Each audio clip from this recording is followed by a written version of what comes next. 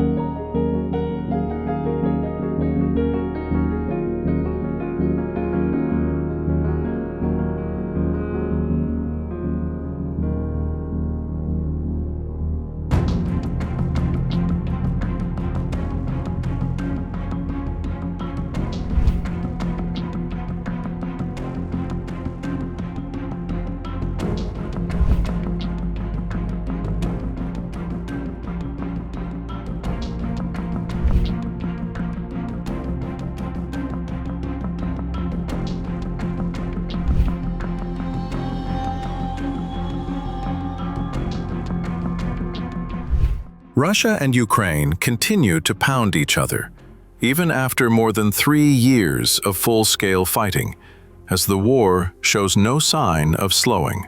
The international community has repeatedly urged both sides to halt their offensives once and for all and move toward a total ceasefire.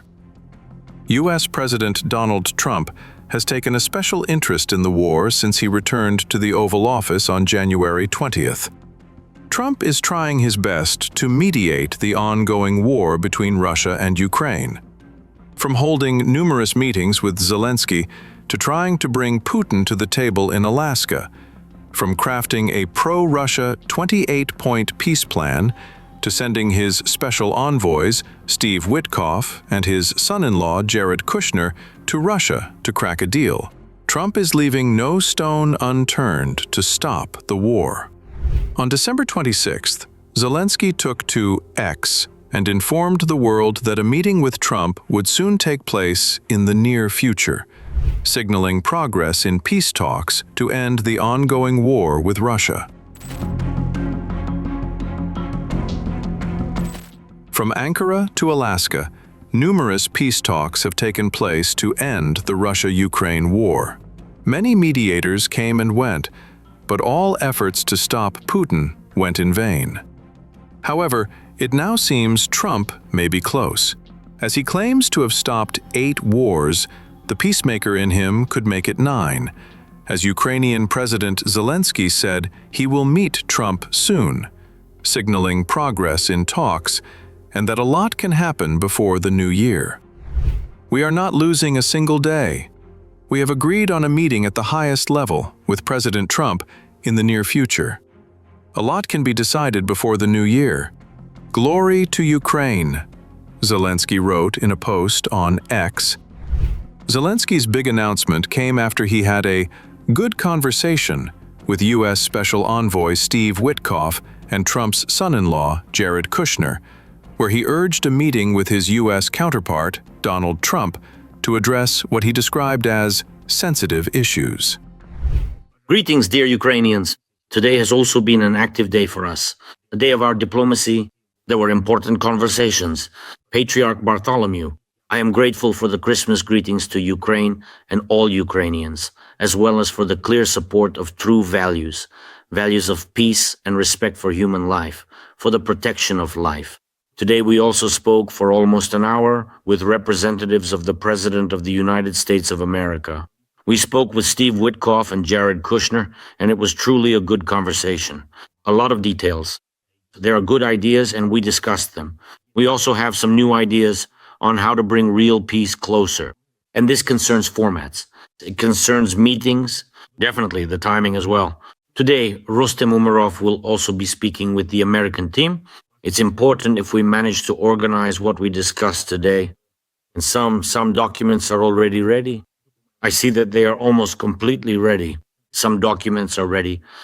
Of course, there is still work to be done on sensitive issues, but together with the American team, we understand how to ensure all of this. The coming weeks may also be intense. Thank you, America. And thank you to everyone who continues to put pressure on Russia so that they fully understand 100% that prolonging the war will have severe consequences for them, for Russia. Today I spoke with the Prime Minister of Norway. I am also grateful to Jonas for his unwavering support. I informed him about where things currently stand in our conversation with America. Jonas and I also discussed possible next steps we could take together. And I will also speak with other European leaders so that all of us, all together, move at the same pace and with a shared goal. True security, true recovery, true peace. This must be achieved. Today, Pavlopolisa gave a report on issues that are giving us more opportunities at the front. I have signed decrees to honor our soldiers with state awards, and everyone who is now defending our positions, all those currently on combat missions, at combat posts, everyone who is providing Ukraine with protection from Russian assaults, from Russian strikes, all of you, our warriors, are making our diplomatic position stronger. Thank you. Thank you to everyone who fights for Ukraine as if for themselves. Christ is born. Let us glorify him. Glory to Ukraine. On the 23rd, Zelenskyy laid down a condition, saying he is open to pulling Ukrainian troops out of the country's eastern industrial region as part of a broader effort to end the war, provided Russia also withdraws its forces and the territory is turned into a demilitarized zone monitored by international forces. Zelensky's comments came after lengthy negotiations in the U.S. state of Florida over a 20-point plan, while Russia examined the latest draft. Although Russian Foreign Ministry spokeswoman Maria Zakharova said on December 25th that the peace talks were making slow but steady progress, Moscow has offered no sign that it is willing to pull back from territories it has taken control of. In the negotiation process regarding the Ukrainian settlement, by which I mean the negotiations with the United States of America, there is slow but steady progress being made. And it is accompanied, as has happened repeatedly. It has been marked by extremely harmful and even malicious attempts by a group of states, primarily these very Western European ones, to torpedo these efforts, to derail all the diplomatic progress that has been achieved. In our dialogue with the American administration, we consistently urge our colleagues to actively counteract this destructive process.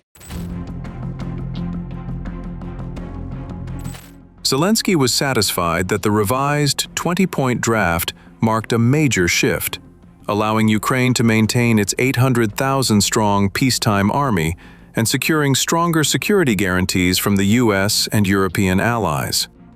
However, Moscow continues to demand that Ukraine surrender the remaining parts of the Donbass under its control, which Kyiv has firmly rejected.